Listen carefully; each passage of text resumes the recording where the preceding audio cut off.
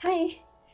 तो मेरी JEE mains के दिन वाली story, it's kind of funny भी, ट्रॉमेटाइजिंग भी थी मेरे लिए, और मतलब मिक्स ऑफ इमोशंस।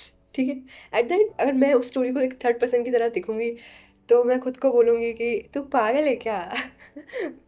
अरे तू पागल है क्या। तो आई एम अ ड्रॉपर और मैं साउथ एक्सटेंशन में हॉस्टल में रहती थी। तो सुबह सुबह हम लोग जा रहे थे मेट्रो से, ठीक है, और मेरे साथ मेरी एक रूममेट जाती थी। मतलब मैं उसके एग्जाम्स में जाती थी, वो मेरे एग्जाम्स में जाती थी। She was a very close friend of mind. तो मैंने थोड़ा लाइक मैं थोड़ा एथलीट थी पहले भी। आई यूज टू डू रेसेस वगैरह। तो मैं तो मैं मेट्रो में भाग मिल्खा भाग तो मैं मेट्रो में भाग मिल्खा भाग सुन रही थी। मतलब क्योंकि मुझे बहुत डर लग रहा था, और इट्स काइंड ऑफ मोटिवेटिंग, ठीक है। और रात को मैं सोई भी नहीं थी, मतलब मुझे नींद ही नहीं आती थी। एग्ज़ाम से पहले मैं बहुत जल्दी लेट जाती थी। मैं 10 बजे लेट जाती थी, लेकिन मुझे 4 बज जाते थे, मुझे बिल्कुल नींद नहीं आती थी। ऐसा हर एक एग्ज़ाम में हुआ, मेरे दोनों अटेम्प्ट्स में ऐसा हुआ, और मेरे एडवांस के अटेम्प्ट में भी ऐसा ही हुआ था। और मुझे हमेशा परेशानी रहती थी इस वजह से। और फिर जब मुझे एंग्जाइटी होती है ना, मतलब मुझे अंदर से डर लग रहा होता है, कुछ इंपॉर्टेंट इवेंट आता है, तो मेरा पेट खराब हो जाता है। ऐसे बहुत सारे लोगों के साथ होता होगा, तो मेरा पेट खराब हो जाता है। हाँ, तो वो भी हो गया था। मतलब मैं शायद, पता नहीं, मैं 6-7 बार वॉशरूम चली जाती हूँ पहले। ठीक है, ठीक है। उसके बाद हम एग्ज़ाम में पहुँचे। अब मेरे को पूरा डर लग रहा है। और फिर उसके बाद मैं सोच के गई थी कि मुझे 55 क्वेश्चंस अटेम्प्ट करने हैं। मतलब एटलीस्ट मुझे 55 क्वेश्चंस तो करके आने हैं। मेरे नेगेटिव ज़्यादा नहीं होते थे। और ये मैं बस ऐसे ही बोल रही हूँ कि मेरे नेगेटिव ज़्यादा नहीं होते थे। मतलब मैं पूरा बैठ के मैंने कभी टेस्ट दिया ही नहीं होता था। टेस्ट देने को कोई बोलता था तो मैं ऐसे, ठीक है टेस्ट देते हैं, तो मैं बस फिजिक्स का टेस्ट दे देती थी। और जितने टाइम में मुझे करना होता था उतने टाइम में मैं फिजिक्स का कर देती थी। या फिर बहुत ज़्यादा अगर कि करना ही है तो फिजिक्स के साथ केमिस्ट्री दे देती थी। मैथ तो कभी देती ही नहीं थी मैं। और एक दो बार कोचिंग में ही दे दिया हो तो दे दिया हो, और उसमें भी ख़राब नंबर ही आते थे, लाइक बहुत ज़्यादा क्रॉस नहीं होते थे, पर हाँ नेगेटिव नहीं होते थे ज़्यादा। तो तो मैं सोच के गई थी कि 55 क्वेश्चंस। जो मेरी शिफ्ट थी वो हार्डेस्ट शिफ्ट थी, ठीक है। और मुझसे 50 50 के करीब बने थे। लाइक मेरे से शायद 49 क्वेश्चंस बने थे एग्जैक्टली। हाँ, 50 नहीं हुए थे, 49 क्वेश्चन हुए थे। और मैं तो भाई, मैं एग्ज़ाम से सेंटर से निकली, ठीक है, मैं रोई नहीं जैसे बहुत सारे बच्चों की रोने रोने की वीडियोस आती है।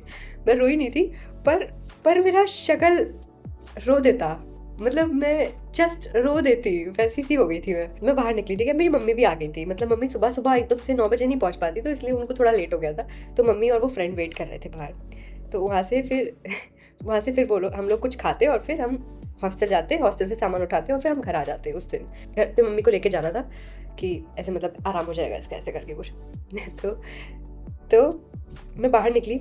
अब फिर मम्मी पूछ रही कि हाँ कैसा हुआ वो। और मेरी दोस्त, लाइक वो भी तो जेई की प्रिपरेशन कर रही थी ना, तो उसको पता था कि लाइक कैसे क्वेश्चन, तो वो पूरा पूछ रही थी फिजिक्स कैसा हुआ, मैथ्स कैसा हुआ। मैथ्स में वो क्या ना ऐसे ऐसे पूछ रही थी। और मैं कुछ नहीं बोल रही थी, एकदम चुप बैठी हुई हूँ, मैं कुछ नहीं बोल रही हूँ। वो लोग वैसे बोले जा रहे हैं दोनों तरफ से, मैं कुछ भी नहीं बोल रही हूँ। मैंने बस बोला हो गया, ठीक है, मुझसे सवाल मत पूछो, ठीक है ना। बोल दिया मेरा अच्छा नहीं हुआ। मैंने बोला मेरा अच्छा नहीं हुआ। मैं एकदम गंदा सा मुंह बना के मैं एकदम गंदा सा मुंह बना करके कि हाँ ठीक है हो गया, बस मुझसे मत बात करो।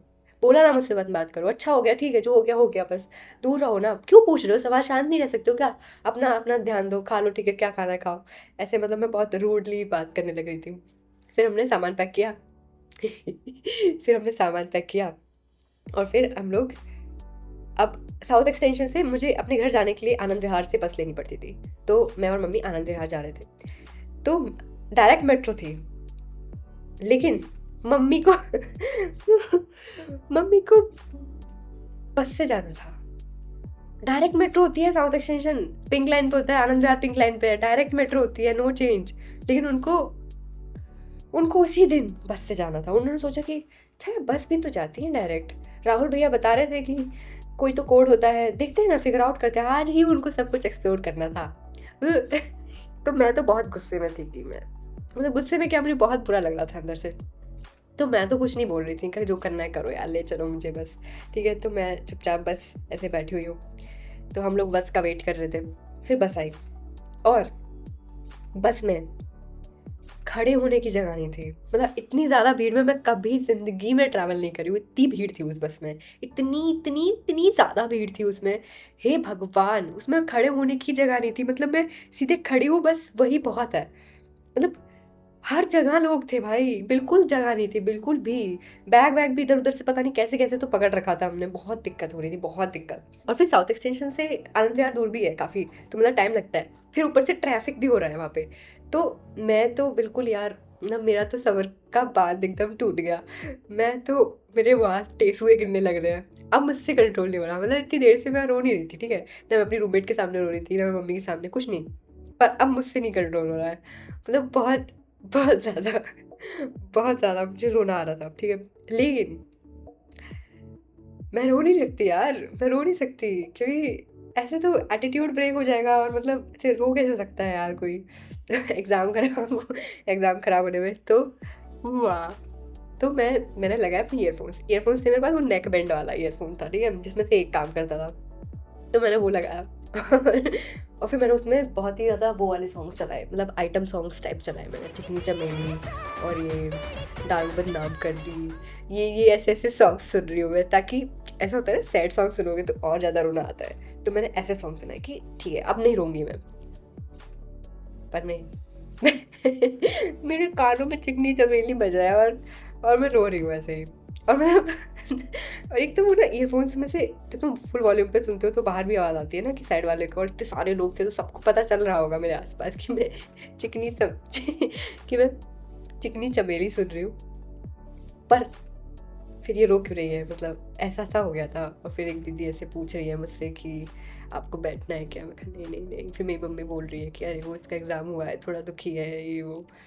आह, अरे बहुत बेकार था यार, 1.5-2 घंटे तो मैं पागलों की तरह रोते रोते आई हूँ। फिर मेरी मम्मी बोल रही है कि देखो, मतलब तुझे पता तो है ही, तेरे पापा को पसंद नहीं है कि बच्चे दुखी रहे।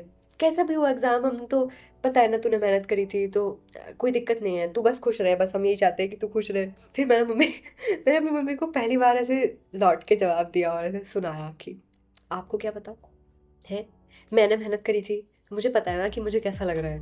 मेरा पेपर ख़राब हुआ है, मैंने इतना टाइम दिया था अपने एग्ज़ाम के लिए। अरे यार, मम्मी का कॉल आ गया।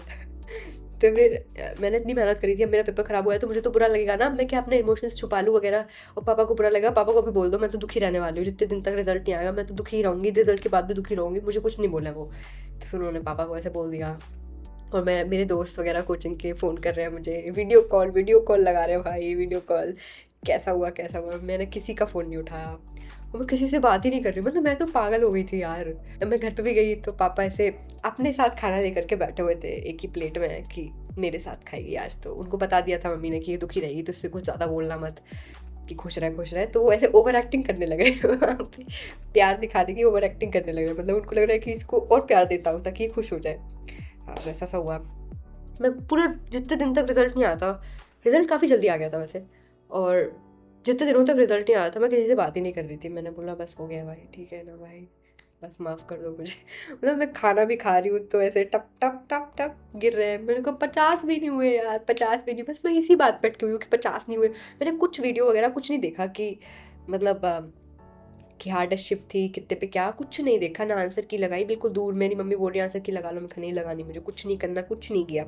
फिर मैं सो रही थी, और रात के टाइम पे ऐसे अचानक से मेरे फ़ोन पे कॉल वॉल आने लग रहे हैं। मतलब मैं घर पे जाती हूँ तो साइलेंट करके फ़ोन रखती हूँ, और मेरे बेड के साइड में रहता है, तो फ़ोन वोन आ रहे थे। अरे यार, हेलो, 5 मिनट में करती हूँ,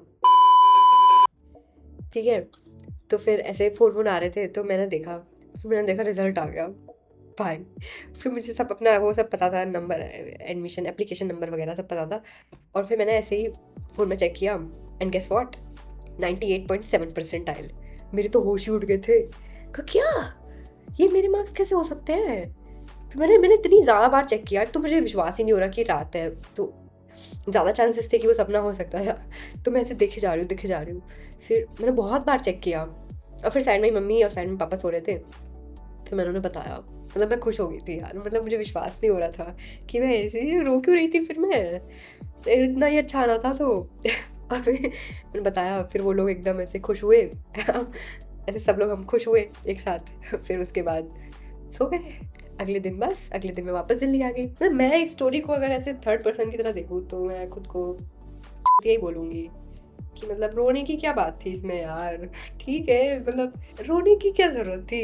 currently I am in IIT Delhi by the way. मतलब स्टोरी की एंडिंग तो अच्छी ही होने वाली है, बीच बीच में मैं थोड़ा ख़राब कर देती हूँ बस। तो yup, bye bye, take care.